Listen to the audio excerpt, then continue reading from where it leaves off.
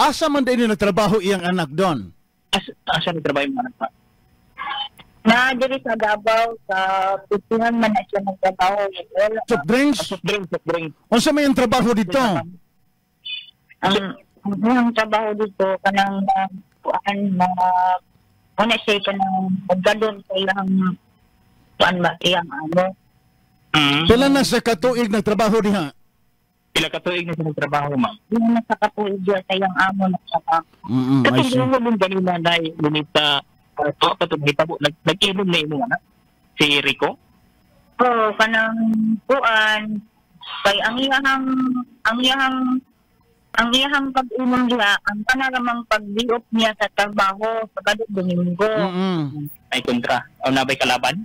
Wala man siya nag-istorya nga naa say kalaban. Ang iyaha lang kuan lang na iyaha kanang inom lang gid na iyaha. Inom lang. Sige doon. Kalaban ana.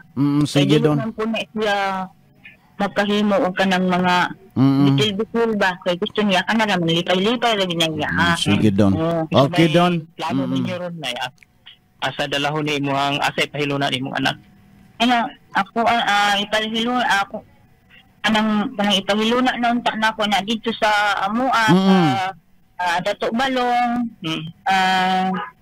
Dato Balong nursery San Isidro.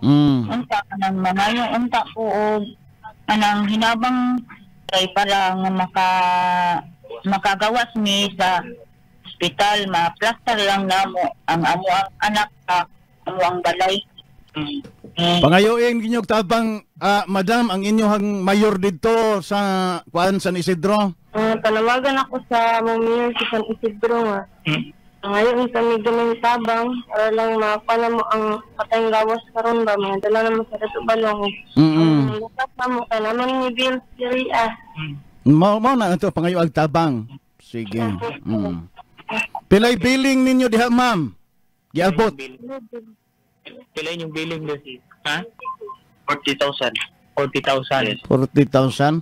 Ang pulis nanabay suspect ang pulis kay patabangon na to gasto diha. Nanabay kuan? Nanay suspect doon?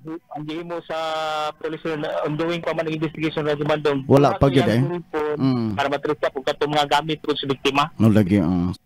Tabangin taon imong sakop na taon rin sa Baybiliagan Turil Funeral Parlor sa ilahang funeral billing aron makabiyahe na siya pauli diha kauban ang patayng lawas in town sa ilang banay.